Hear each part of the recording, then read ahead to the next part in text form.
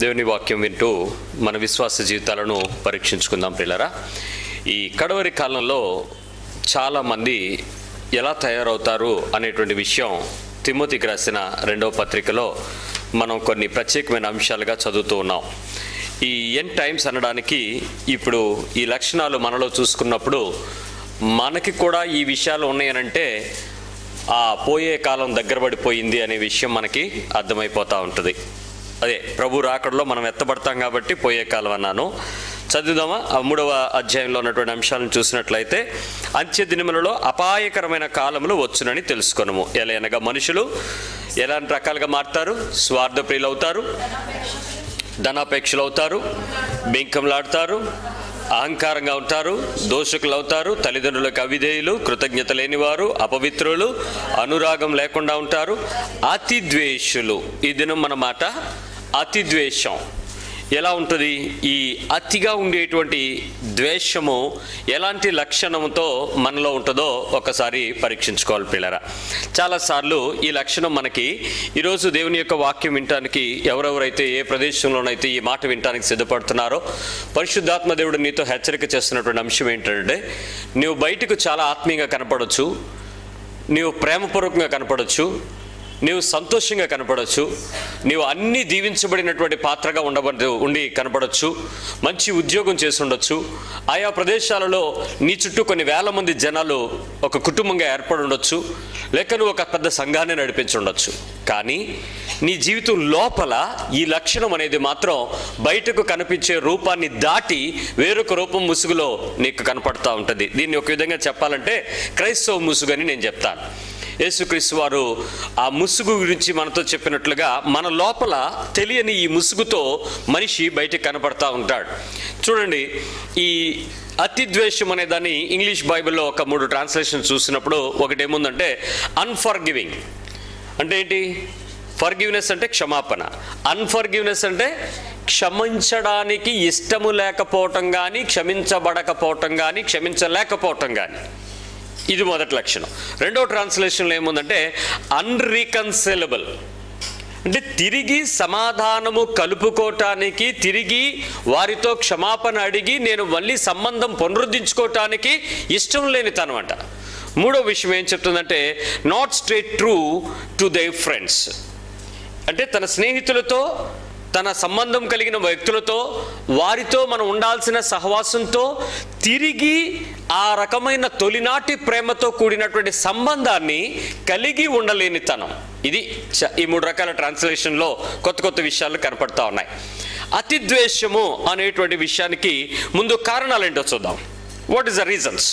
దయచేసి కొంచెం శ్రద్ధగా వినడానికి ప్రయత్నించేయండి. ఎందుకంటే ఎండ్ టైమ్స్ ఎక్కడి నుంచో స్టార్ట్ అవ్వలేదు. ఫస్ట్ ఎక్కడ స్టార్ట్ అవుతుందో తెలుసా? సొంత ఇంట్లో. It comes from only your house. ఇది సంఘము నీ సొంత ఇల్లు అయితే సంఘంలో కావచ్చు, నీ కుటుంబం నీ సొంత ఇల్లు అయితే నీ కుటుంబం కావచ్చు, లేక నీకున్నటువంటి ప్రత్యేకమైన స్థలం ఏదైనా ఒకటి ఉంటే దానిలోనే స్టార్ట్ అవుతుంది. కాబట్టి ఫస్ట్ నీ లోపల తెలియని ఈ అతిద్వేషపు లక్షణం బయటకు కనపడే రూపాల్లో ఎలాంటి కారణాలు కలిగి ఉంటాయనంటే, మొట్టమొదటిది పోలిక. ఏంటి చెప్పండి? It's almost research. ఈ పోలిక ఎప్పుడైతే నేను కంపేర్ చేయడం ప్రారంభిస్తానో నా అంతరంగంలో వారి మీద ద్వేషం స్టార్ట్ అవుతుంది. It's a comparison. ఏంటి కంపారిజను? ఏ విషయాలైనా కావచ్చు. బయటకు మాత్రం ఏమీ నేను ఆలోచించను, కానీ లోపల మాత్రం నాకు కొన్ని పోలికలు ఉంటాయి. వాటితో నేను పోల్చుకుంటూ ఉంటాను. నాకంటే వాడికి ఎక్కువగా ఉన్నాడు, నాకంటే పొడవుగా ఉన్నాడు, నాకంటే అందంగా ఉంది, నాకంటే ఎక్కువ జరుగుబాటు జరుగుతుంది, నాకంటే ఎక్కువ సుఖపడుతున్నారు, నాకంటే ఎక్కువ సంథింగ్ ఆ స్టేటస్, ఆ పోలికతో మనిషి మాట్లాడతాడు. ఎప్పుడైతే ఈ పోలిక అనేది స్టార్ట్ అయిందో నీ లోపల నీకు తెలియని అతిద్వేషపు లక్షణం ప్రారంభం అయిపోతుంది. మేబీ చిన్న కానీ పెద్ద కానీ. 2వ విషయం ఏంటంటే భంగపాటు, ఫెయిల్యూర్. ఎలాంటి భంగపాటు? నువ్వేదో ఎక్స్పెక్ట్ చేసావు, అది జరగలేదు, దానికి ఆపోజిట్గా జరిగింది.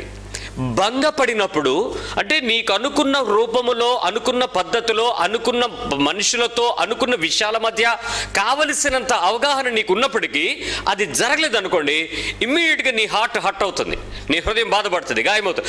అయిన వెంటనే మనిషి ఏం చేస్తాడంటే ఇక అక్కడ ఉన్న వాళ్ళందరినీ కూడా ద్వేషించడం ప్రారంభిస్తాడు. నేను మీకు కారణాలు చెప్తున్నాను, ఉదాహరణ మీరు అన్వయించుకోండి. మీ వ్యక్తిగత జీవితాల్లో మీకు చాలా విషయాలు తెలుసు, నేను ఎగ్జాంపుల్ ఇవ్వకపోవడానికి కారణం అదే. ఎవ్రీ టైం మన లోపల ఉండేటువంటి ప్రతి భంగపాటు మరొకరి మీద ద్వేషించడానికి ఉపయోగపడుతుంది. పిల్లలు ఇద్దరు కూడా చాలా చక్కగా చదువుకున్నారు, ఇద్దరు పక్క పక్కన ఉంటున్నారు, రెండు వేరు ఫ్లాట్స్లో ఉంటున్నారు, ఇద్దరు ఒకే క్లాసు, ఒకే కోచింగ్ సెంటర్, ఒకే ఆటో, ఒకే సబ్జెక్టు, ఒకే ఎగ్జాము చక్కగా ఇచ్చారు. ఒకడికి ఫస్ట్ క్లాస్ వచ్చింది, రెండోవాడు థర్డ్ క్లాస్లో పాస్ అయ్యాడు. వీడు వాడిని ప్రేమిస్తాడా, ద్వేషిస్తాడా? ఎందుకు? ఇద్దరు ఒకే చోట, ఇద్దరు ఒకటి దానిలో ఒకటి చూసి కాపీ కొట్టుకుని ఇద్దరు ఒకటే, కానీ ఎక్స్పెక్టెడ్ రేంజ్లో తనకు రాకపోయేటప్పటికి మరొక వ్యక్తి మీద తనకి ఏం కలుగుద్ది? ద్వేషం స్టార్ట్ అవుతుంది. ఆ ద్వేషాన్ని నువ్వు ఎవడో అదుపు చేయలేవు, అది అతి ద్వేషిగా మారిపోవటానికి కొద్ది రోజుల్లో జరిగిపోతూ ఉంటుంది. మూడోది ఏంటంటే అవమానపరచబడడం. నీ జీవితం లోపల నీకు తెలియకుండా నిన్నెవరైనా కూడా అవమానం చేస్తే ఆ అవమానాన్ని ఎదుర్కోలేక, తట్టుకోలేక, ఒప్పుకోలేక, దానిలో మనము తిరిగి వారితో కన్సైల్ అవటానికి ఇష్టపడలేక ఈ మనుషులు ఏమవుతారంటే ద్వేషాన్ని పెంచుకుంటారు. అవమానపరచబడిన సందర్భాలు చూడండి. చాలాసార్లు ఈ రకమైనటువంటి ఈ అవమానము బయటికి ఫీల్ అయ్యావా అన్నాం అనుకోండి, వాళ్ళు ఏమంటారు? అచ్చే అదేం లేదులే అంటారు. కానీ నిజానికి లేదా, ఉంది మామూలు ఫీలింగ్, అది డిపార్ట్మెంటే వేరు. అంత పూర్తి ఫీలింగ్లోకి వెళ్ళిపోతారు. ఆ ఫీల్ వాళ్ళని ఆపలేరు. నెక్స్ట్ శుభకార్యం జరిగినప్పటికీ కూడా వాళ్ళు పిలిచిన ఎందుకులేండి అంటాం, రానులేండి అని అంటాం, లేదు వస్తానని చెప్పి మానేస్తాం. ఏదో ప్రదేశంలో మనం వెళ్ళడానికి కీప్ అవాయిడింగ్. ఎందుకు? నీకు ఆల్రెడీ ఏం జరిగింది? అవమానం కలిగింది. అవమానానికి ప్రతీకగా నువ్వు ఆ ప్రదేశంలోకి వెళ్ళి ఆనందించడం కంటే వెళ్లకుండా వాళ్ళని దుఃఖ పెట్టడమే మేలు. కాబట్టి మనం ఆ ప్రదేశంలోకి వెళ్ళము అనేటువంటి పరిస్థితుల్లో అవమానపరచబడటాన్ని చాలా ఎక్కువగా తీసుకుంటూ ఉంటాం. నాలుగో లక్షణం ఏంటంటే కోరికలు, అతిగా ఆశించడం, మోర్ ఎక్స్పెక్టేషన్స్. అతి ద్వేషానికి కారణాలు చెప్తున్నాను. ఎంత ఎక్కువ ఎక్స్పెక్ట్ చేసేస్తామంటే నీ శక్తికి మించి, నీ స్థాయికి మించి, నీ ఆలోచనకి మించి, నీ సామర్థ్యానికి మించి, నీకున్నటువంటి ఆ అందుబాటులో ఉండవలసిన ఆ రిసోర్సెస్ని మించి వి డూ ఎక్స్పెక్ట్ మోర్. చాలా కోరికలు ఉంటాయి మానవులకి. ఎంత కోరికలు అంటే నిజంగా ఇక్కడ కూర్చుని ఎన్నైనా ఊహించగలం, ఎన్నైనా ఆశించగలం, ఎన్నైనా కోరుకోగలం. వస్తాయా రావా అనేది వాస్తవం మీద ఆధారపడి ఉంటుంది కదా.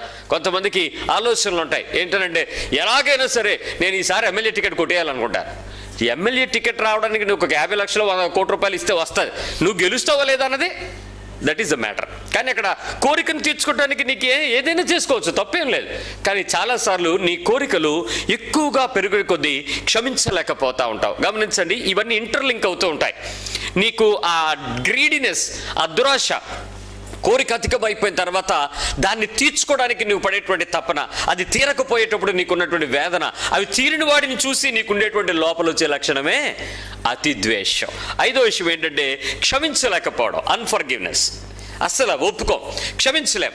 చాలాసార్లు వారితో మనం క్షమించలేని తనము అతి ద్వేషంగా బయటకు కనపడేటువంటి రూపం ఏంటో తెలుసా? దాని లక్షణాలు చెప్తాను. ఈ లోపు ముందు క్షమించలేకపోవడం ఏంటో ఒకసారి చూద్దాం. ఎలాంటి ప్రదేశంలో మనం క్షమించడానికి ఇష్టపడతాం, ఎలాంటి ప్రదేశాల్లో క్షమించడానికి ఇష్టపడడం చెప్పండి. ఇంతకీ క్షమించడానికి మీకు కావాల్సిన లక్షణం ఏంటి, లేకపోతే విటమిన్ ఏంటి? ఎప్పుడన్నా ఆలోచించారా? ఎందుకు క్షమించరు అని అన్నాం అనుకోండి, వాళ్ళు ఏం చెప్తారు? కారణం ఏం చెప్తారు? Any reason for not for giving? Okay, ఎందుకు క్షమించాలి అని అడిగితే అప్పుడు నేను క్షమాపణ అడుగుతున్నాను కదా, సారీ అడుగుతున్నాను కదా, ఎక్స్క్యూజ్ అడుగుతున్నాను కదా, మనం క్షమించదు కదా. కానీ నువ్వు క్షమించకపోవడానికి మాత్రం నీ దగ్గర కారణాలు ఉండవు. దాని లక్షణం పేరే క్షమించకపోవడం. That's no other reason. అంతే, నేను క్షమించను, అంతే, నేను ఒప్పుకోను, అంతే. That's a self will. స్వచిత్వం కలిగినటువంటి మనిషి కడవరి దినాల్లో ఇలాగే మారతాడు. దాని లక్షణము యొక్క పేరు అతి ద్వేషము. దానికి కారణం ఇలా ఉంటుంది. నెంబర్ 6 ఏంటంటే నూతన స్వభావం లేకపోవడం. నేను క్రీస్తులో ఉన్నప్పుడు నూతన సృష్టి కాదా? నూతనంగా మారాలి, కొత్తగా మారాలి. కొత్తదనాన్ని తీసుకోవడానికి ఇష్టపడినప్పుడు పాతది తీసేస్తామా, తీసేయమా? కొత్త బట్టలు తీసుకున్నప్పుడు, కొనుక్కున్నప్పుడు వాటిని వేసుకోవడానికే ప్రయత్నం చేస్తాం, అంతేగాని పాత మళ్ళీ వేసుకోవడానికి ఎప్పుడైనా ప్రయత్నం చేస్తామా?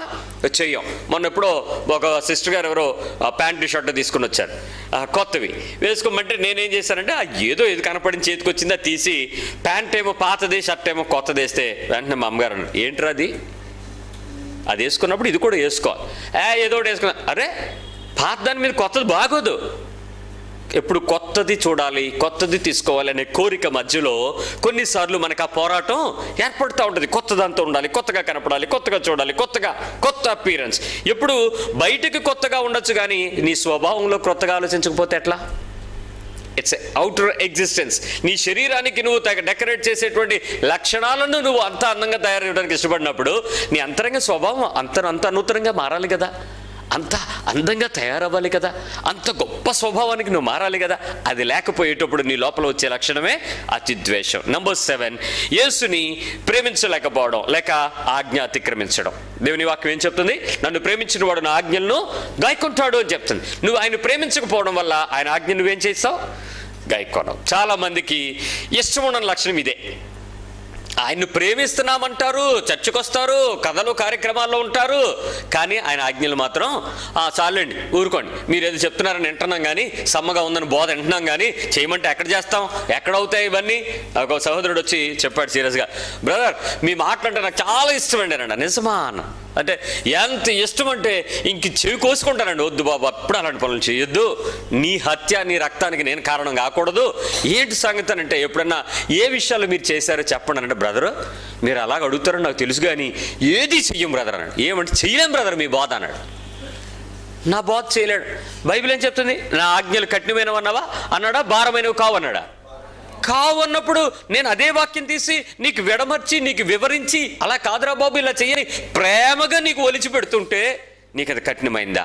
చాలామంది ఏమనుకుంటారంటే యేసుని ప్రేమించకపోవడం వలన ఆజ్ఞలు వాళ్ళకి కఠినంగా కనపడతాయి. నువ్వు నిజంగా యేసుని ప్రేమిస్తే చేసి తీరుతావు. ఎందుకంటే నిన్ను సంతోషపరచడానికి కోసం కాదు ఆయన చనిపోయింది, నిన్ను విమోచించడానికి.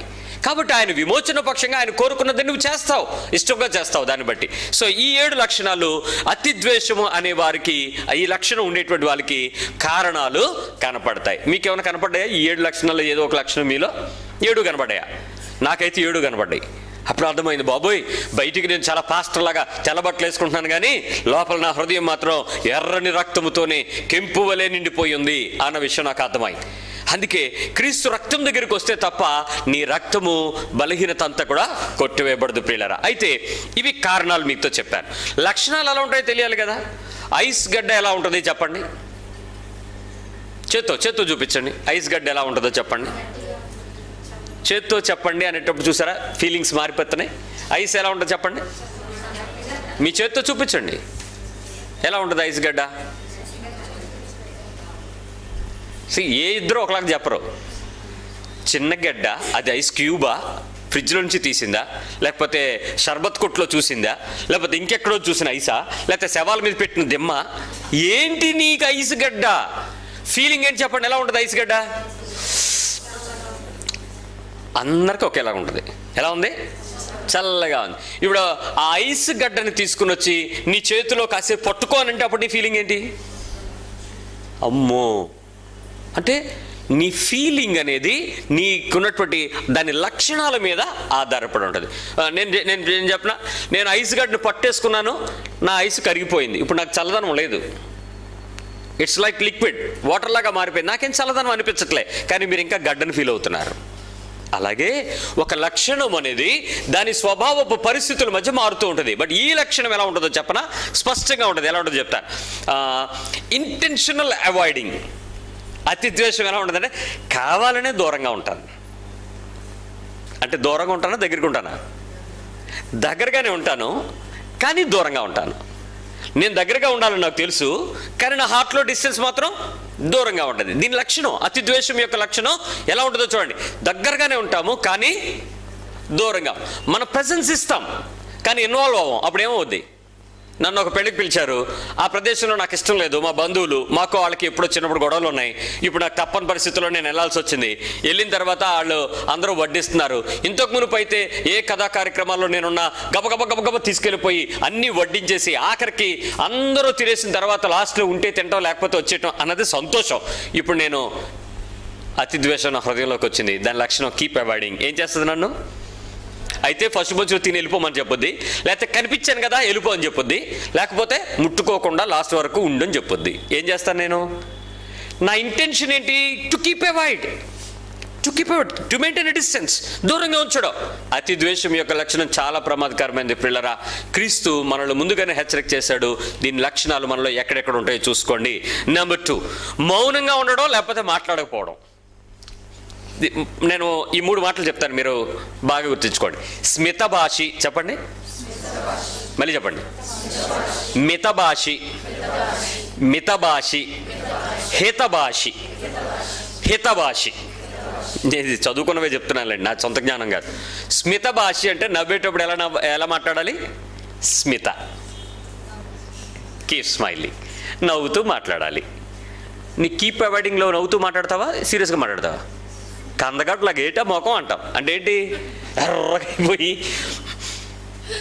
అంటే అప్పుడు నీకు అర్థమైపోద్ది యు ఆర్ కీపింగ్ అవాయిడింగ్ మీ అనేది. అది ఉత్తప్పుడు మొఖం చాటంత చేసుకుని వచ్చారా వదినా అని వెళ్ళిపోతుంటే ఆవిడ ఆశ్చర్యపోయి నా మీద ఎంత ప్రేమేనా, ఓ 2 నిమిషాలు షాక్ తర్వాత వదినా అనుకుని వెళ్తావు. అదే నీవు స్మిత భాషకి దూరంగా ఉంటే ఆపోజిట్ భాష ఏంటి చెప్పండి? అదనమాట. నీ ఫేస్ నీకు తెలుసు కదా అప్పుడప్పుడు ఎలా మారుతుందో. మిత భాష అంటే తక్కువ మాట్లాడు. ఎంత తక్కువ మాట్లాడు, నవ్వుతూ మాట్లాడాలి, తక్కువ మాట్లాడాలి. మనం ఆ కీప్ అవాయిడింగ్ దగ్గర అసలు మాట్లాడతామా? బాగుందా, వెళ్దామా, వస్తారా, బాగలేదా, నచ్చలేదా, బాగుంది, ఇప్పుడు వెళ్దామా, మిత భాష కదా. కీప్ అవాయిడింగ్, అతి ద్వేషం. లోపల నీ హృదయం ఏం చెప్పొద్దు నిన్ను? దూరంగా ఉండు, దూరంగా ఉంచు, వాళ్ళతో దగ్గరికి వచ్చే ప్రమాదం, జాగ్రత్త, ఎందుకు వచ్చిన గొడవలే. ఆల్రెడీ నీ హృదయం లోపల కొంత కెమిస్ట్రీ జరుగుతుంది, ప్రభు చూస్తున్నాడు, జాగ్రత్త. 3వది హిత భాష. వాళ్ళు తప్పు చేసినా, వాళ్ళు మోసం చేసినా, వాళ్ళు నాశనం చేస్తున్నా, వాళ్ళు ఇంకేదైనా చేస్తున్నా నువ్వు మాత్రం వాళ్ళ హితం కోరాలి. హితము అనగా క్షేమము, మంచి కోరాలి, వాళ్ళకి మంచి. ఎందుకు అది ఎలా చేస్తా అవనే అయితే కానీ అడిగి బుద్ధి రాదు. మితభాష కదా చెప్పవు, హితభాషి కాదు కదా. మేలు కోరి గాయాలు చేయొచ్చు, చెప్పు ఏమంటే పోనే మనకెందుకు, ఆడికి అయితే కానీ తెలియదు వెళ్ళనే. హితము కోరని వాడు ఎంత దారుణమవుతాడో చూడండి. అందుకే ఖచ్చితంగా నీ జీవితంలో మౌనంగా మాట్లాడకుండా ఉండడం అనేటువంటి లక్షణం అవతల వ్యక్తితో రిలేషన్షిప్ని రెస్టోర్ చేసుకోకపోవడం దగ్గర నీ మీద చాలా వార్నింగ్గా ఉంటుంది. దాన్ని హెచ్చరికే బైబిల్ చెప్తుంది. ఏంటది? అతి ద్వేషం. చెప్తా ఉండండి, ఆ లక్షణం మీకు గుర్తుండదు లేకపోతే. అతి ద్వేషము. 4వ విషయం ఏంటంటే, 3వది, మొదటిది దూరంగా ఉండడం, 2వది మౌనంగా ఉండడం, 3వది ఏంటంటే ప్రతీకార చర్యలు చేయడం. యాక్షన్కి రివెంజ్. ఓ మాట అన్నారు, మాటకి మాట. అదే అది ఎవడో చెప్పాడు, నమస్కారానికి నమస్కారం సంస్కారం అంట. మరి మాటకి మాట బదులివ్వడం, మరి దీన్ని ఏమంటారు? సంస్కారం అంటారా? అక్కడ తేడా వచ్చేస్తుంది. ఎందుకంటే ప్రతీకార చర్యలు ఎలా ఉంటాయంటే 4 రకాలు ఉంటాయి. మొట్టమొదటిది గాయాలు చేయడం, ఇంటెన్షనల్ సఫరింగ్ చేయడం. చూడండి, వాళ్ళకు ఉన్నటువంటి అతి ద్వేషం. చిన్నప్పుడు చాలా చెత్త పనులు చేసేవాళ్ళం. పిల్లలుగా ఉండేటప్పుడు మనం ఏం చేస్తాం, అవతల ఏమైనా చేశాడు అనుకోండి, ఆడి సీట్ కింద ఏదో పెట్టేసి ఆడు కూర్చునేటప్పుడు ఏదో గుచ్చుకునేలా చూడటం. ఇంటెన్షనల్ గాయాలు కావాలి, ఆడిని బాధ పెట్టాలి. పిల్లలు కూడా సడన్గా వాళ్ళు వచ్చి చేసేటోడికి ఆడికి ఏదో రక్తం గారేలాగా చేయడానికి ప్రయత్నించాడు. 2వది దూషణ మాటలు. మనకి డైలాగులు ఆపడానికి క్రైస్తవుడికి హక్కే లేదు. నీకు తెలుసా, బైబిల్ చెప్తున్న మత్తయి సువార్త 12వ అధ్యాయంలో నువ్వు మాట్లాడే ప్రతి మాట గురించి విమర్శ దినమును, నువ్వు తీర్పు దినమును ఏం చేయాలి? లెక్క చెప్పాలి. నువ్వు ఇక్కడ తిట్లు తిట్టినా, పోకిరి మాటలు మాట్లాడినా, సరసోక్తులు మాట్లాడినా, సెటైర్లు వేసినా, కోపంగా అరిసినా, కేకలేసినా, నచ్చని తనంలో నీకు ఇష్టమైనట్టు బైబిల్కి వ్యతిరేకంగా ఏ పదాలు వాడినా నువ్వేం చేయాలి? ఎక్కడికి వెళ్ళి అయినా కూడా నీకు అదుపు జోగైపు ఉండదు, ఏముండదు.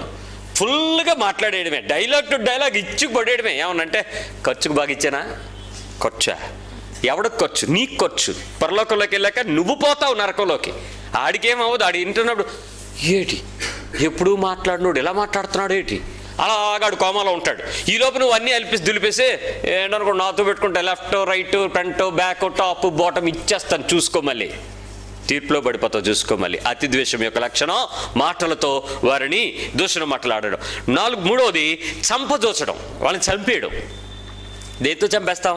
నేను ఎప్పుడో మా సందీప్ బ్రదర్ మాట్లాడుతూ ఒక 3 లక్షణాలు చెప్పాడు. 3 ఆభరణాల గురించి చెప్పాడు, క్రైస్తవ ఆభరణాలు. 3 ఆభరణంలో మొదటిది గొడ్డలే, రెండవది కత్తి, మూడవది బాణం. ఈ 3 క్రైస్తవులు కొన్న మంచి ఆభరణాలంట. గొడ్డలు ఏం చేస్తుంది చెప్పండి? నరుకుద్దా పగలగొడద్దా? గొడ్డలి. పెద్దగా ఉన్న దానిని కత్తితో కొడతామా, బాణంతో కొడతామా, గొడ్డలతో కొడతామా? ఎంత పెద్దదైనా గొడ్డలు ఏం చేస్తుంది? చక్కగా చీల్చి పడేస్తుంది. కత్తి ఏం చేస్తుంది? ఎంత పొడవైన దాన్నైనా దాన్ని ముక్కలుగా చేసేస్తుంది. కానీ పొడవు చేయగలదా? చేయలేదు. బాణం ఏం చేస్తుంది? ఎక్కడి నుంచి పంపినా ఆ ప్లేస్ని రంధ్రం చేసుకుంటూ దాని లోపల ఉన్నదాన్ని తీసుకెళ్ళిపోద్ది. దూసుకుపోయేటప్పుడు ఏమవుద్ది? ఈ 3 రకాల ఆభరణాలు ఎక్కడ ఉన్నాయండి? ఎక్కడున్నాయి? దాచి ఉన్నాయి లోపల. సందర్భాన్ని బట్టి బాణం వేస్తావు, సస్తాడు అవుతాడు. సందర్భాన్ని బట్టి గొడ్డలతో నరికేస్తావు, ప్రాణం పోద్ది, నువ్వు ఫ్యాక్షనిస్ట్ లాగా.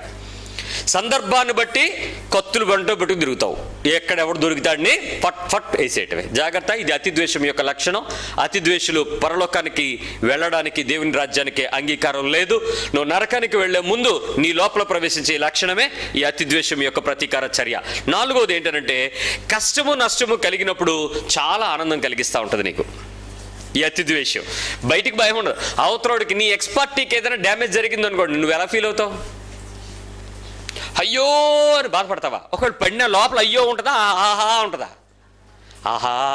బయటికి మాత్రం అయ్యో దొంగతనం జరిగిందండి, మా ఇంట్లో బంగారం అంతా పోయిందనంటే అయ్యో పాపం అలా జరిగిందా? దానికి అలాగే అవ్వలే, అయిపోయింది, మంచి పని జరిగింది. లోపల ఏమవుతుంది? నీ ఆత్మ మానసిక ఆనందం. అతి ద్వేషి అవతల వారిని వచ్చుకోవడానికి కానీ నష్టపోవడానికి కానీ చూసి ఓర్వలేని పరిస్థితిలో ఉంటుంది. 5వది ఏంటంటే ఎక్కువ అనుమానంగా ఉంటుంది. ఈ అతి ద్వేషి యొక్క లక్షణం ఏంటి? అనుమానం. మీరు డౌట్ అవ్వచ్చు, ఇదేంటండి అతి ద్వేష అనుమానం ఎలా ఉంటుంది అంటే, నా గురించి ఎలా మాట్లాడుతున్నారు, నా గురించి అని చెప్పుకుంటున్నారు, వీళ్ళకి అది అయ్యి ఉంటుందిలే, లేకపోతే ఇలా జరిగి ఉంటుందిలే, ఇవన్నీ ఊహాలోకి ఉంటుంది కదా. నీకు నువ్వే నీ లోపల ఉన్న అతి ద్వేషాన్ని బట్టి నీవు మనుషుల్ని ద్వేషించినప్పుడు పరిస్థితులను అనుమానిస్తావు, మనుషుల్ని అనుమానిస్తావు, మాటల్ని అనుమానిస్తావు. ఆ ప్రదేశంలో ఉన్న ప్రతి దారిని నీ బ్రెయిన్లో నుంచి, నీకు తెలిసిన మేధస్సులో నుంచి, నీకు తెలిసిన జ్ఞానంలో నుంచి విపరీతమైన అనుమానాలకు తీసుకెళ్తావు. ఇది అతి ద్వేషం యొక్క ప్రమాదకరమైన లక్షణం, అనుమానం, ఎక్కువ అనుమానం. 6వది ఏంటంటే విశ్రాంతి లేని అనిశ్చలత, రెస్ట్ ఉండదు. అది ఆ ద్వేషం లోపల కదులుతూ ఉండేటప్పుడు మనిషి ఇంకా పీస్ ఆఫ్ మైండ్ ఉండదు. కోపం ఇప్పుడు వస్తుందండి. అతి ద్వేషంగా ఉండేటప్పుడు మొదట్లో కొద్ది రోజులు కామ్గానే ఉంటాం, ఆ తర్వాత సడన్గా ఏమవుద్ది? బయటకు వచ్చేస్తాం లేదా? అప్పుడు కోపం రూపంలోకి తీసుకొచ్చేస్తాం. ఈ అనిశ్చలత ఏంటంటే ఈ కోపము చూపడమే కాకుండా కొండేలు చెప్పే స్థాయికి తీసుకొస్తుంది. తప్పుడు మాటలు ఇతరులకు చెప్పేసి ఇతరులను శపించే స్థాయికి తీసుకెళ్తుంది. ఈ అతి ద్వేషము ఈ కోపములో నుంచి శాపమును తీసుకొస్తుంది. శాపము ఇచ్చేవాడు అంటే శపించేవాడు, అవతలవాడు ఎలా పోవాలి, ఇలా అవ్వాలి, నీకు ఎలా జరుగుద్ది అని కోరికలు కోరుకునేవాడు. బైబిల్ ఏం చెప్తుంది? దీవించుట యందు వానికి ప్రీతి లేదు గనుక వాడి శాపమే వాని మీదకి వచ్చును అంట. శాపం వాడి మీదకి ఎలా వస్తుందో తెలుసా? ఆశీర్వాదంలాగా వస్తుందట. శాపం ఆశీర్వాదంలాగా వస్తే మనిషి తట్టుకోగలడా? ఎందుకు? పలికింది ఎవడు? నువ్వే. విశ్వాసంతో పలికావా, డౌట్తో పలికావా? శాపం విశ్వాసంతో. మరి దాని ఫలం నువ్వు తినకపోతే ఎవడు తింటాడు? పక్కోడు తింటాడా? జాగ్రత్త, నువ్వే విత్తితే అదే కోస్తావు. ఇది అతి ద్వేషం యొక్క భయంకరమైన లక్షణం, ఇది సత్యం. 7వది ఏంటంటే స్ప్లిట్ పర్సనాలిటీ, శోధించబడతావు, ద్విమనస్సు. ఈ అతి ద్వేషం బయటకు వచ్చేటప్పుడు సమ్ టైమ్స్ మంచి జరుగుతుందేమో, సమ్ టైమ్స్ అమ్మో ఏమో నవ్వుద్దేమో, అది బాగుంటుందేమో, అచ్చా బాగోదేమో, ఇది నచ్చదేమో, ఏమైనా ఆల్వేస్ స్ప్లిట్. లోపల ద్విమనస్సు కొట్టేసుకుంటూ ఉంటుంది. అతి ద్వేషము నీ లోపల నమ్మచ్చా, అవతల వ్యక్తి నమ్మచ్చా. నీ అతి ద్వేషం ఏం చేస్తుంది? చాలే ఆడే అంత తోడో, ఏమో మేలు జరుగుద్దేమో, స్ప్లిట్. జాగ్రత్త. నేను మీకు ఇప్పుడు ఎన్ని విషయాలు చెప్పాను? అతిద్వేషం యొక్క కారణాలు చెప్పాను, అతిద్వేషం యొక్క లక్షణాలు చెప్పాను. ఎవరెవరు బైబిల్లో అతిద్వేషం కలిగినటువంటి లక్షణాలు కలిగి ఉన్నారో ఒక శాంపిల్ చూద్దాం. యోసేపుని అన్నదమ్ములు అందరూ కలిపి ఏం చేశారు? గోతులో పడేశారు. గోతులో పడేసిన తర్వాత ఏం చేశారు? అక్కడ బైబిల్ చెప్తుంది, pit to the prison to the palace. గోతులోకి తీసుకెళ్ళి, గోతులో నుంచి తీసుకెళ్ళి జైల్లో పడేసి, మళ్ళీ జైల్లో నుంచి తీసుకెళ్ళి ఆ తర్వాత ఎక్కడికి వచ్చాడు? రాజుగా మారాడు. కానీ అన్నదమ్ములు వాడు చనిపోయిన దానికి ఎక్కడైనా రిగ్రెట్ ఉందా? బాధపడినట్లుందా? అయ్యో అని ఎవడైనా రూబెన్ కానీ షిమ్యోన్ కానీ అక్కడున్న అన్నదమ్ములు ఎవరైనా బాధపడ్డారా? ఎవ్వరూ బాధపడలేదు. సరిగదా? ఆ పీడ విరగడైపోయిందని చాలా ఆనందించారు. చూడండి, వాళ్ళ మధ్యలో ఉండేటువంటి ఒక లక్షణం ఏంటంటే, అతిద్వేషం యొక్క ఒక లక్షణం ఏంటంటే పగ. ఏంటది? అన్నదమ్ములు వారి మీద మరింత పగబట్టి 3 సార్లు ఆ అధ్యాయంలో రాయబడి ఉంటుంది. ఆ పగ అనేది బయటకు కనపడదు, అవి యాక్షన్స్తో కనపడతా ఉంటుంది. వాళ్ళు ఎక్కడ కూడా డైలాగ్ టు డైలాగ్ ఏరా అని ఏమన్నా మాట్లాడుకున్నట్టు ఉందా? బైబిల్ యాక్షన్స్ ఉన్నాయి. చాలామంది మాట్లాడడం, ఈ అతిద్వేషి మాట్లాడు యాక్ట్సే, పనులు చేసేస్తూ ఉంటాడు. జాగ్రత్త. రెండవది, దావీదు మీద సౌలు ఏం చేశాడు? విషపు చూపు నిలిపెను అని ఉంది బైబిల్లో. అంటే ఏం చేసి ఉంటాడు? ఒకసారా 2 సార్లా? ఒకసారి అతను నాట్యం చేస్తూ ఉంటే, పాటలు పాడుతూ ఉంటే, వీణ వాయిస్తుంటే దయ్యం వదిలిపోయిన తర్వాత ఈట పట్టుకుని అన్ని గోడకి అతికేద్దాం అనుకున్నాడంట. అంటే ఏంటి? అలా పొడిస్తే గోడకెళ్ళి దిగిపోద్ది, ఈడు అలా ఉండిపోతాడు, అలా చంపేద్దాం అనుకున్నాడు. వెంటాడేశాడండి. ఒక గుహ, ఒక ఎడారి, ఒక అరణ్యం, ఒక చెట్టు, తోట, పుట్ట వదిలేడా దావీదుని సౌలు? వెంటాడి అతిద్వేషి. ఆఖరికి ఎలా చనిపోయాడు? దేవుని చేత ఉగ్రత తెచ్చుకొని ఆ పరిస్థితులన్నీ తీసుకొని. యోసేపు జీవితంలో ఉన్న అన్నదమ్ముల అతిద్వేషులు వాళ్ళకి తిరిగి మళ్ళీ అక్కడ రావాల్సి వచ్చింది, ఆ వ్యక్తి దగ్గరికే రావాల్సి వచ్చింది. నీవు అతిద్వేషిగా ఉంటే నిన్ను సిగ్గుపరచడం దేవుని చిత్తము, నిన్ను అవమానపరచడం, భంగపరచడమే దేవుని చిత్తం. దేవుని తెలుసుకుని నీవు ఈ లక్షణాన్ని దాటకపోతే తీర్పులో పడిపోతావు. జాగ్రత్త. మొర్దెకై హామాను విషయంలో జరిగిన అతిద్వేషం. ఇజ్రాయేలీయుల పక్షంగా ఎస్తేరు గ్రంథంలో మనం చదువుతాం. హామాను మొర్దెకైని ఏం చేద్దాం అనుకున్నాడు? ఉరి తీసేద్దాం అనుకున్నాడు. ఎందుకో? అమ్మ నాయన, ఈడు గనక మోకాళ్ళు నా మీద వంచలేదు, వీడు ఏమైనా చేయగలిగిన సముద్రుడు, వీడిని సంగతి ఊరుకోను అనుకున్నాడు. ఆఖరికి ఏమైంది? అదే ఉరి కొమ్మ మీద వాడును, తన భార్య, తన పిల్లలు అందరు లైన్లో చంపబడ్డారు. కారణం ఏంటి? అతిద్వేషం. ఆ మనిషిని ప్రేమించలేని తనాన్ని బట్టి వచ్చిన ద్వేషం తిరిగి అతని జీవితాన్నే అంతం చేయడానికి ఉపయోగపడింది. 4వ విషయం, ఇశ్రాయేలీయుల మీద ఫరో. ఇశ్రాయేలీయులు అందరూ కూడా, మేము బాబో దేవుడు రమ్మంటున్నాడు, మేము వెళ్ళిపోతాం, మమ్మల్ని వదిలిపెట్టండి, మేము అరణ్యంలోకి వెళ్తాం, ఆయనకు పూజలు చేసుకుంటాం, బలులు అర్పించుకుంటాం, పంపండి. ఎన్నోసార్లు ఫరో ఒప్పుకోలే. మరి లాస్ట్కి ఒప్పుకున్న తర్వాత ఫరో సైన్యం అంతా వాళ్ళని విడిచిపెట్టిన తర్వాత ఫరో సడన్గా ఎర్ర సముద్రం దగ్గరికి వచ్చాడు. వెనకతల నుంచి ఏం చేశారు? వాళ్ళని పంపడానికి ఇష్టం లేక వారి మీద ద్వేషాన్ని పెంచుకొని ఎలాగైనా మళ్ళీ కబ్జా చేద్దాం అనుకున్నారు. దేవుడు మోషేతో మాట్లాడిన తర్వాత ఆ అతి ద్వేషము కలిగినటువంటి ఆ ఫరో మోషే మీద నుంచి ఇజ్రాయేలీయుల మీదకి తన కోపాన్ని చూపించడానికి ప్రయత్నం చేసినప్పుడు ఆశ్చర్యకరమైన దేవుని ప్రేమ. ఇజ్రాయేలీయులకేమో ఎర్ర సముద్రం చీలింది, వెనకాతలే వచ్చినటువంటి ఫరో సైన్యంకేమో ఎర్ర సముద్రం ముంచేసింది. ఏమయ్యారు? చనిపోయారు. నీ అతి ద్వేషము వ్యక్తులను టార్గెట్ చేస్తే, సంస్థలను టార్గెట్ చేస్తే, కుటుంబాలను టార్గెట్ చేస్తే, నీ సేవను, సంఘాన్ని టార్గెట్ చేస్తే వారే మునిగిపోతారు తప్ప నీకేమీ జరగదు. జాగ్రత్త. నీ హృదయంలో ఉంటే నువ్వే నాశనం అవుతావు. 5వ విషయం, యేసుక్రీస్తుని శాస్త్రులు పరిశీలన ఏం చేద్దాం అనుకున్నారు? చంపేద్దాం అనుకున్నాం. ఒకసారి 2 సార్లా? మొత్తం మీరు బైబిల్ ఎత్తికితే ఆల్ ద టైమ్ డ్వెల్లింగ్ అంతా కూడా ఆయన్ని ఎలాగ బంధిద్దామా, ఎలాగ తప్పులు వెతుకుదామా, ఎలాగ పట్టుకుందామా, ఎలాగ సంహరించుదామా, ఆల్ ద టైమ్ అదే పరిస్థితి. నిజానికి ఇజ్రాయేలు ప్రజలందరూ, ఆ శాస్త్రుల పరిశీలన వర్గంలో వచ్చినటువంటి ప్రజలందరూ కూడా వారి కేకలతో ముగిసిన తర్వాత వాళ్ళు ఒక మాట చెప్పారు. ఫరో చేతులు కడుక్కున్నాడు, హెరోదు చేతులు కడుక్కున్నాడు. అందరూ ఏమన్నారు? ఈ నీతిమంతుని పాపము మా మీదను మా పిల్లల మీదను ఉండును గాక అన్నారు. ఆడేమో నా మీద, నా కుటుంబం మీద ఉండకూడదు అన్నాడు. వీళ్ళేమో మా మీద ఉండును గాక అన్నారు. హిట్లర్ వచ్చాడు, నాజీలను తీసుకున్నాడు. ఆ తర్వాత అక్కడ ఇజ్రాయెల్ ప్రజలందరినీ, యూదులందరినీ ఓచకోత కోసి భయంకరంగా చంపేసిన ప్రపంచ చరిత్ర మనం చూస్తున్నాం. ఎవడైతే దానిని అతి ద్వేషాన్ని పెంచుకొని పరిశుద్ధత మీద దాడి చేస్తారో వారు దాని అంతాన్ని అనుభవిస్తారు. 6వ విషయం, క్రైస్తవులకి ముస్లింలకి మధ్య ఉన్నటువంటి శ్రమ. ఈరోజు మీరు అతి ద్వేషం డైరెక్ట్గా చూస్తున్నటువంటి సంగతి ఏంటంటే, ముస్లిమ్స్ ఎవరిని టార్గెట్ చేయాలని ప్రయత్నం చేస్తున్నారు? క్రిస్టియన్స్. యూదులను, క్రైస్తవులను, ఈ ఎవరైతే ఈ యేసుక్రీస్తుని అంగీకరించిన వారు ఉన్నారో సిరియా దేశంలో కానీ, ఇరాక్లో కానీ, మరి చుట్టుపక్కల ఉన్నటువంటి అనేక దేశాలు, గ్రీస్ దేశంలో కానీ ప్రతి చోట ముస్లిమ్స్ ఎవరి మీద, ఐఎస్ఐ వాళ్ళు ఎవరి మీద టార్గెట్ చేస్తున్నారు? ముస్లిమ్స్ మీద. అంతమేమవుద్ది? ఆటోమేటిక్గా ఏమవుద్ది? నువ్వు చనిపోతావు, మొదటి విషయం. తర్వాత దేవుని తీర్పులో వాళ్ళందరూ కూడా నరకానికి వెళ్తారు. ఖచ్చితమైన శిక్ష వారికి అమలు చేయబడుతుంది. ఎందుకనంటే వాళ్ళ అతిద్వేషము ప్రజల్లో వస్తుందని బైబిల్ చెప్తుంది. అది ఇప్పుడు మనం చూస్తున్నాం. ఆఖరిగా విశ్వాసులకి లేక విశ్వాసులకి సేవకులకి మధ్యలో ఈ అతిద్వేషం నడుస్తుంది ఆల్ ద టైం. మీకే చాలా మంది మీద మీకు అతిద్వేషాలు ఉంటాయి. కొంతమంది పాటలు పాడేస్తున్నారు అనుకోండి, పాడలేని వాళ్ళు ఏమనుకుంటారు? పెద్ద పోజు పాటలు పాడుతుందని పెద్దానికి ముందు వెళ్ళిపోతుంది. మరి వాక్యం చదువుతున్నారు అనుకోండి, వాళ్ళ మీద మీకు ద్వేషం. ప్రార్థన ఎక్కువగా చేస్తున్నారు, వాళ్ళ మీద ఎక్కువ ద్వేషం. పాస్టర్ గారు ఎక్కువ మాట్లాడుతున్నారు అనుకోండి, వాళ్ళ మీద ద్వేషం. పాస్టర్ గారు మాట్లాడలేదు అనుకోండి, వాళ్ళ మీద ద్వేషం. పాస్టర్ గారు ఆవిడ మాట్లాడుతున్నారు అనుకోండి, ఆవిడ మీద ద్వేషం. మాట్లాడకపోతే పిల్లల మీద, వాళ్ళ మీద ద్వేషం. అల్టిమేట్గా ఎవరికి ద్వేషం? విశ్వాసులకి, సేవకులకి, విశ్వాసులకి, తోటి విశ్వాసులకి మధ్యలో ఈ అతి ద్వేషపు వ్యక్తులుగా మనం ఉంటాము. జాగ్రత్త. How to overcome it? దీన్ని ఎలా మనం గెలవాలి? ఒకసారి ఆలోచన చేద్దాం. మొట్టమొదటిగా నువ్వు చేయాల్సింది ఏంటంటే, విజయం పొందాలి అని అంటే క్షమాపణ కోరుకో. ఆస్ ద ఫర్గివ్నెస్. నన్ను క్షమించు అని సిగ్గు విడిచి తగ్గించుకొని వెళ్ళి అడగడం నేర్చుకో. ఆస్ ద ఫర్గివ్నెస్.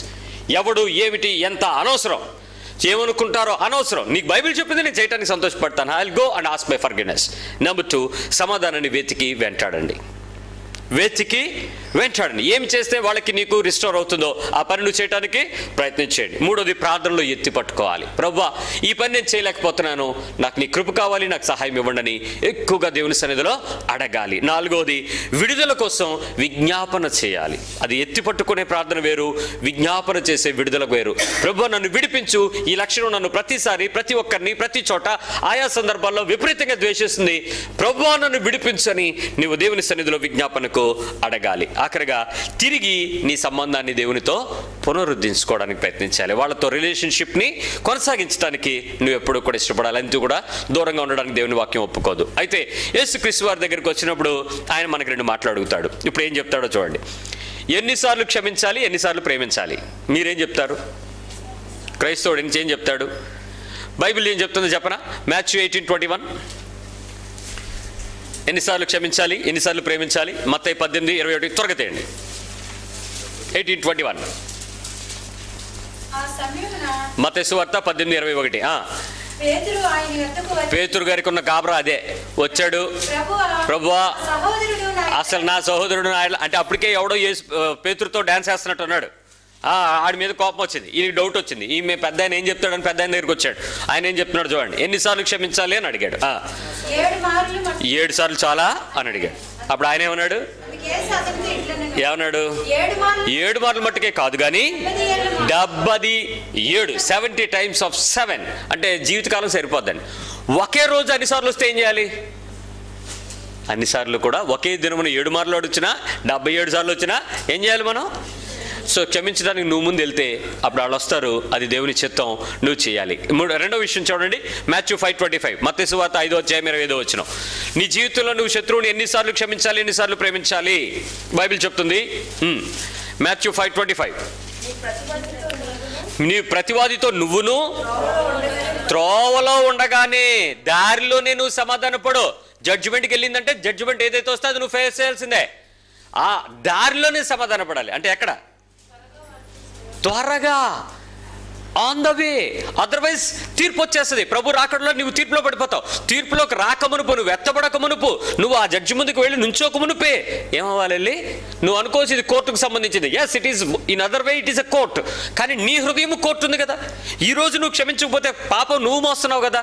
ఎందుకు? వెంటనే దారిలోనే సమాధానపడి ఏదో అయ్యింది, ఏదో అయిపోయింది, సరే విడిచిపెట్టండి అని. మనందరికీ తెలుసు, పొద్దున కోపం వస్తే సాయంత్రం వస్తే తెల్లారలోపు, మొత్తానికి ఆ రోజులోనే గడిలోనే సెటిల్ చేసుకోకపోతే అతి ద్వేషంగా మారుతావు. ఈ లక్షణం నువ్వు క్షమించలేకపోతున్నావు. 3వ విషయం చెప్తున్నాడు. 25. మాథ్యూ 5:25. మత్తయి 5:25. చదవండి, కిందకి చదవండి. అప్పగించు. 23 చదువు, క్షమించు. 23 పైకి రండి. నీకు నీ సహోదరుని మీద ఏమైనా నీకు అనిపించినప్పుడు నీవు బలిపీఠము దగ్గరకు వచ్చినప్పుడల్లా ఏం చేయాలి చెప్పండి? ఇంకా మరి కుదరదు. నువ్వు అతి ద్వేషిగా ఉంటాను, దేవుని బలలో చెయ్యెట్టేస్తాను, కానుకలు ఇచ్చేస్తాను, బైబిల్ చదివేస్తాను, ప్రార్థన చేయిస్తాను, దేవుడు నాతో ఉన్నాడు, నాకు రాత్రి కల వచ్చేసింది, తెల్లవారు ప్రవచనాలు వచ్చేసి సొల్లు మాటలు చెప్పకండి. బలిపీఠం దగ్గర నువ్వు నిలబడ్డ వెంటనే ఏం చేయాలి? That's all. You should have answer of spirit. క్షమాపణ పొందాలి, సమాధానం పొందాలి, దారిలోనే అవన్నీ చూసుకోవాలని చెప్తుంది. 5:42 మత్తయి 5:42 ముఖము తెప్పకము. ఇది చెడ్డ లక్షణం. మనకు నచ్చినప్పుడు ముఖం చాటెత్తుకుని వెళ్ళిపోతాం, నచ్చినప్పుడు ఫోన్ పట్టుకుని తిరిగిపోతాం. ఎందుకు? నీకు నచ్చలేదు కదా. హలో హలో సిగ్నల్ సరిగ్గా లేదు, మేడ మీదకి వస్తున్నాను. ఎందుకు మేడ మీదకి వెళ్ళాలి? నీకు సిగ్నల్ ఎవరితో కనెక్ట్ అవ్వాలి? దేవునితో కనెక్ట్ అయితే అప్పుడు అవతల వ్యక్తితో ఎక్కడున్నా సిగ్నల్ వస్తుంది, నువ్వు అండర్ గ్రౌండ్లో ఉన్నా వస్తుంది. నీకు నచ్చలేదు కదా, జాగ్రత్త. దేవుని పద్ధతి ఎప్పుడూ మారదు. నువ్వు మారకుండా ఉండడానికి, దేవుని సన్నిధిలో ఉండడానికి ఇష్టపడు. 18:35 మత్తయి సువార్త 18:35 Matthew 18:35 నువ్వు క్షమించకపోతే ఏమవుద్దో చదువుకమ్మా. ఆ ప్రకారము నువ్వు క్షమించకపోతే దేవుడు కూడా ఏం చేయలేడు. నీలో ఉన్న అతి ద్వేషాన్ని దేవుడు ఎందుకు ఓర్వలేకపోతాడో తెలుసా? బైబిల్ చెప్తుంది, నువ్వు క్షమించకపోవడం వల్ల అవతల వ్యక్తిని దేవుడు కూడా, నిన్ను కూడా దేవుడు క్షమించలేడు. మరి దేవుడిని సైతం దైవ నిర్ణయపు లక్షణాన్ని చెయ్యనివ్వకుండా ఆపే లక్షణం ఇది. చూడండి, కొంతమంది అడుగుతారు, మీ దేవుడు అన్నీ చేయగలడా లేదా? ఎస్, కానీ కొన్ని చేయలేడు. అబద్ధం ఆడగలడా? దొంగతనం చేయగలడా? ఇలాంటి పనులు ఏమైనా చేయగలడా? క్షమించకుండా ఉండగలడా దేవుడు? ఖచ్చితంగా క్షమిస్తాడు. ఒక అతను వచ్చి అడిగాడు, తమ్ముడు అనియా నేను ఎన్నిసార్లు పాపాలు చేశాను, దేవుడు గొప్ప కృపామయుడు, కరుణామయుడనియా, గొప్ప హృదయం అనియా, యేసు ప్రభుది నా కోసం చచ్చిపోయాడు కదనియా, ఎన్నిసార్లు నేను క్షమించేస్తాడనియా. సారీ, క్షమించడు. ఎందుకు క్షమించడం తెలుసా?